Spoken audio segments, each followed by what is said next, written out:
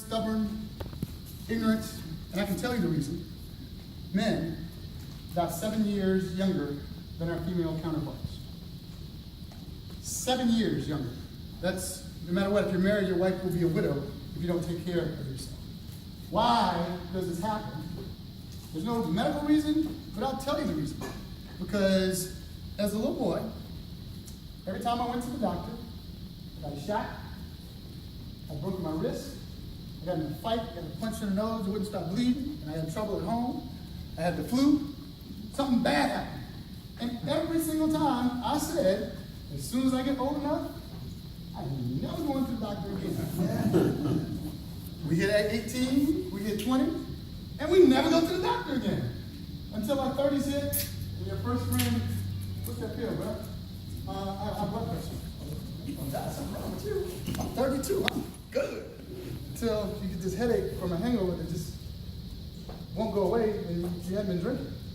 And then you go to the doctor, and you get your blood pressure taken, and he says you have high blood pressure. Now, there's no way you can diagnose high blood pressure on one visit, right? So being a guy, the first time you go, and I'm just saying I have high blood pressure, told you I ain't never going to that doctor, because them doctors don't know what they talk about. I ain't never going to do it again. We never go again until we hit our mid-40s, and there's this pain. Dang, dang on saints that messed me up. I got heartburn. Oh, God. You know, I ain't gonna watch next week. Next season comes, that same pain. You know what? Your wife tells you better go to the doctor. The blood pressure is 150 over 110. They do a stress test, and they see that you might have had a small heart attack. You know what you say? Thank you for the pills. I ain't never going to that doctor again. Every time I go to the doctor, something wrong. Who's the problem here, right? Then we hit our mid-40s. We all have that friend, if we're lucky enough. I'll be right back. Gotta go to the bathroom. All right. Oh, excuse me, I'll go to the bathroom. I'll be right back up. Gotta go to the bathroom. Or the friend that happens to be going to take a pee during the Saints game, and there's no commercial, you hear,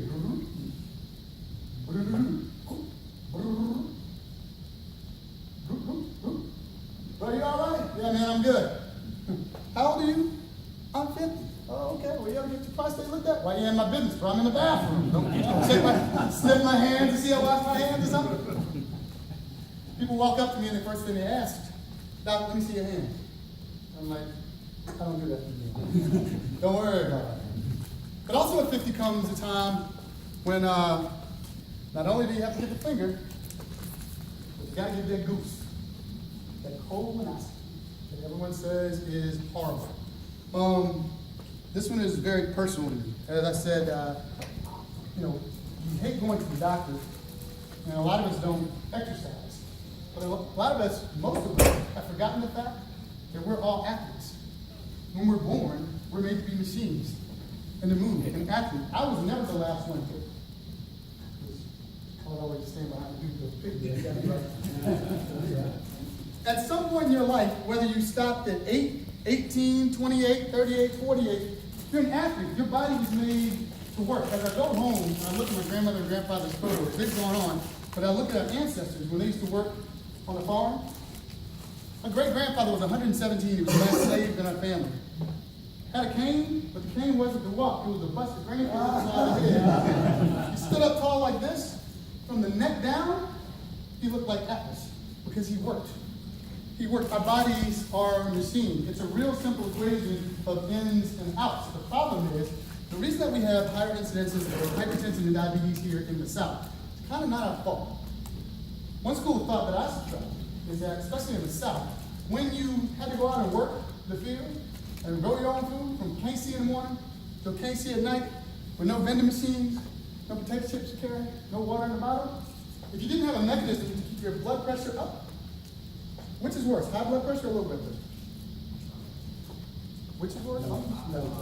You only got two choices. Give me your high. Who thinks high is worse? Who thinks extremely low is worse? Yeah. You can survive, you can treat high blood pressure. Blood pressure has to stay up in order for you to move. But if you don't have enough blood pressure to keep your body up, when I ask that. Oh, I'm glad we're running in the room. I got something to play. You pass out. Those that didn't have a mechanism to keep their blood pressure up when they couldn't eat or drink when they were in the hot, hot sun, they died, right? Of course, the ones that were left, they procreated.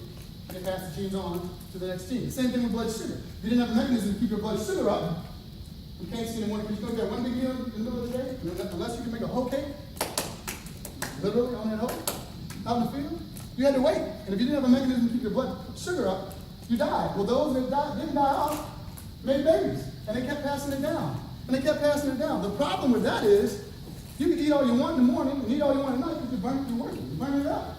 Well, as technology advanced, the genes kept getting passed down, but we kept sitting there. And now we don't even sit down anymore, we just on the phone. Burning 0 calories, but we're eating like we're working in the field. You know, the question they always ask me is, how do I, first of all, I'm going to tell you this, abs are made in the kitchen. You can do 1 million sit-ups. All you'll end up doing, if you have, because I have friends that are linemen that still try to eat like linemen 20 years ago, and they tell me they do sit-ups. That stomach that was here, they do sit-ups, the muscles get bigger, and it just pushes the stomach out. Got a big old hard stomach. That's what happens. Abs are made in the kitchen. It's food. There's no way to outrun. You cannot outrun a bad diet.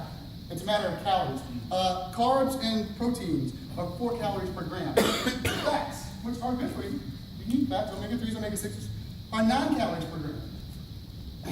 Not that anyone here would ever think of partaking in anything like alcohol, but it's 7 calories per gram, which is why it's plenty of calories, especially if you happen to like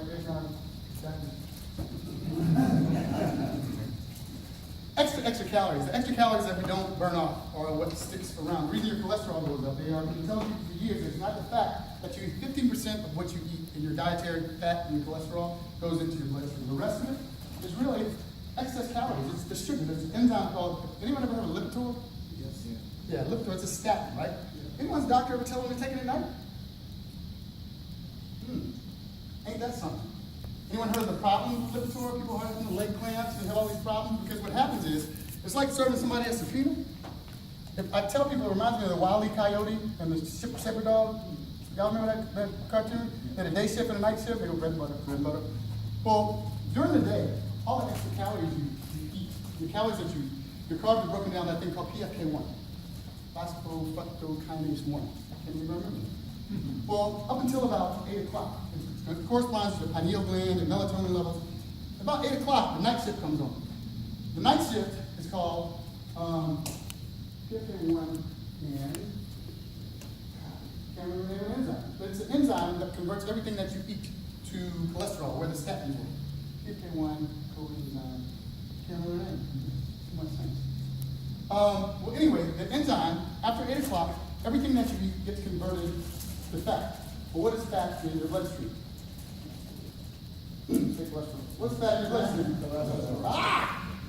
So taking that statin during the day, when PFK1 is there, and your cholesterol enzyme is no good. So what do? You go to your doctor, and he ups your dose, right? And try to get it around, as opposed to taking it at night when it comes down the ground. I can't believe it.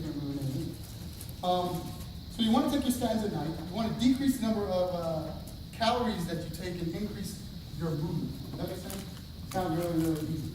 Talking about movement, and so